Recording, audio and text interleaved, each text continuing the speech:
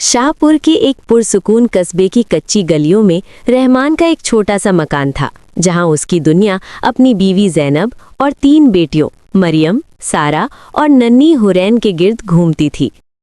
रहमान एक जफाकश इंसान था, जो दिन भर शहर की मंडी में मजदूरी करता ताकि अपनी बेटियों के ख्वाब पूरे कर सके। वो अक्सर कहता था कि मेरी बेटियां मेरी शहजादियां हैं और उनके नसीब का रिस्क अल्लाह ने मेरे हाथ में दिया है। ईद उल अज़हा करीब थी और घर में खुशियों की तैयारी चल रही थी। रहमान ने वादा किया था कि इस बार वो अपनी बेटियों के लिए नए कपड़े लाएगा और घर के आंगन में कुर्बानी का छोटा सा जानवर भी लाएगा। मगर तकदीर का फैसला कुछ और ही था। ईद से महज 10 दिन पहले एक हादसे ने रहमान और ज़ैनब को हमेशा के लिए इन बच्चियों से छीन लिया। एक ही लम्हे में हंसता बसता घर उजड़ गया और तीनों बहनें इस बेरहम दुनिया में तन्हा रह गईं। ईद का दिन आया तो शाहपुर का रंग ही बदला हुआ था। हर तरफ गहमा गहमी थी। कुर्बानियों का सिलसिला जारी था और फिजा लजीज खानों की खुशबू से महक रही थी।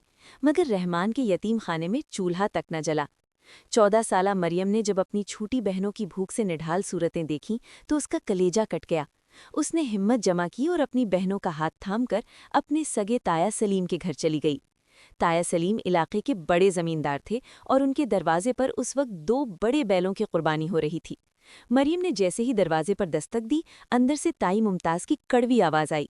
वो अपने शौहर से कह रही थी, सलीम देखो, ये मनहूस बच्चियां फिर आ गई हैं। अभी से इनका ये हाल है, कल को ये जवान होंगी तो जायदाद में हिस्सा मांगेंगी और हमारे गले पड़ेंगी। इनसे कह दो कि यहाँ इनके लिए कुछ नहीं है। ताया सलीम ने बाहर आकर मरियम की आंखों में झांकने की हिम्मत न की और उसे चंद रुपए देकर टालना चाहा, मगर मरियम की खुददारी ने उसे रकम लेने से रोक दिया। वो खामोशी से वहां से पलट गई और अपनी खाला के घर गई, मगर वहां से भी उसे ये कहकर टाल दिया गया कि अभी घर में मेहमान हैं, तुम फिर कभी आना। शाम ढलते ही भूख ने नन्ही हुरैन को रुलाना शुरू कर दिया। उसने मरियम का दामन पकड़कर मासूमियत से पूछा, बाजी, क्या अब्बा इस बार हमारे लिए गोश्त नहीं लाएंगे? सबके घरों से खुशबू आ रही है, मुझे बहुत भूख लगी है। मरियम के पास इन मासूम सवालों का कोई जवाब न था। उसने आंसू पीकर बहनों को दिलासा दिया और उन्हें जबरदस्ती पुरानी चारपाई पर सुला दिया। जब रात का अंधेरा गहरा हुआ और पूरा महल्ला ईद की खुशियों में मग्न हो गया, तो मरियम से अपनी बहनों की खामोश सिसकियां बर्दाश्त न हुईं। उसने घर को ताला लगाया और अकेली अंधेरी रात में कब्रिस्तान की तरफ चल दी। उसे जिंदा इंसानों के रवैयों ने इतना डरा दिया था कि अब उसे अंधेरे और मुर्दों से डर नहीं लगता था। वो अपने वालिदैन की ताज़ा कब्र के पास बैठकर फूट फूट कर रोने लगी। उसने मिट्टी को सीने से लगाया और कहा, अम्मी, बाबा, देखें, हुरैन भूखी सोई है। बाबा, आप तो कहते थे मैं आपकी शहजादी हूँ, फिर आज आपकी शहजादी दर दर की ठोकरी क्यों खा रही है? क्या गरीब के बच्चों की ईद नहीं होती? शाहपुर गहरी नींद में था। एक ऐसा मौजज़ा हुआ जिसने इंसानियत की तारीख बदल दी। ताया सलीम अचानक एक खौफनाक ख्वाब देखकर हड़बड़ा कर उठे। उनका पूरा जिस्म पसीने से तर था और वो बुरी तरह कांप रहे थे। उन्होंने अपनी बीवी को जगाया और लरसती आवाज़ में कहा, मुमताज़, मैंने अभी अभी रहमान को देखा है। वो एक बहुत बड़े नूरानी बाग में था और उसके पीछे एक ऐसा आलीशान महल था जिसकी चमक आंखों को खैरा कर रही थी। रहमान का चेहरा 14वीं के चांद की तरह दमक रहा था।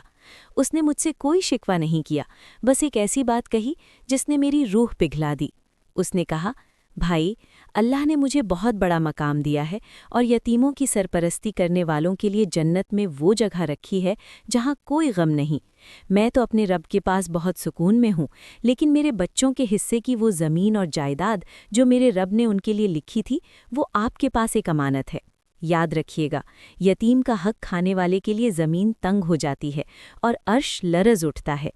अगर आप उनका ख्याल रखेंगे तो अल्लाह आपको वो मकाम देगा जिसका आप तसव्वुर भी नहीं कर सकते। हैरानकुन तौर पर सिर्फ ताया सलीम ही नहीं, बल्कि मोहल्ले के उन तमाम लोगों ने जिन्होंने मरियम को धुतकारा था, एक ही जैसा ख्वाब देखा था। किसी को रहमान की खामोश नज़रों ने बेचैन किया तो किसी को ज़ैनब की पुकार सुनाई दी। ऐसा लग रहा था जैसे अल्लाह ताला ने खुद उन यतीमों की वकालत की हो और सोए हुए ज़मीरों को झंझोड़ दिया हो। सबके दिलों में एक ही खौफ और पछतावा था कि उन्होंने रहमान के बच्चों के साथ क्या सलूक किया। जब मरियम कब्रिस्तान से वापस लौटी तो वो ये देखकर हैरान रह गई कि उसके कच्चे घर के सामने रोशनी थी और लोगों का हुजूम था। ताया सलीम, खाला और मोहल्ले के कई लोग वहां खड़े ज़ारो कतार रो रहे थे। ان کے ہاتھوں میں بہترین کھانوں کے تھال، گوشت کی پوٹلیاں اور نئے کپڑے تھے۔ تایا سلیم نے جیسے ہی مریم کو دیکھا وہ اس کے سامنے جھک گئے اور روتے ہوئے بولے، بیٹی ہمیں معاف کر دے، ہمیں لگ رہا تھا کہ ہم تمہیں پالیں گے، مگر تمہارے باپ نے آج ہمیں حقیقت دکھا دی کہ یتیم کو پالنے والا تو اللہ کے نزدیک ہو جاتا ہے۔ آج سے یہ پوری جائیداد تمہاری ہے اور میں تمہارا محافظ ہوں۔ مریم کی آنکھوں سے شکرانے کے آنسو جاری ہو گئے۔ اس نے دیکھ لیا تھا کہ دنیا چاہے منہ پھیر لے مگر یتیموں کا وارث وہ رب ہے جو پتھر دلوں کو بھی موم کرنے کی طاقت رکھتا ہے۔ یوں اس اداس گھر میں عید کی اصل خوشیاں لوٹ آئیں اور قصبے کے لوگوں نے سیکھ لیا کہ یتیم کی آہ عرش کو ہلا دیتی ہے۔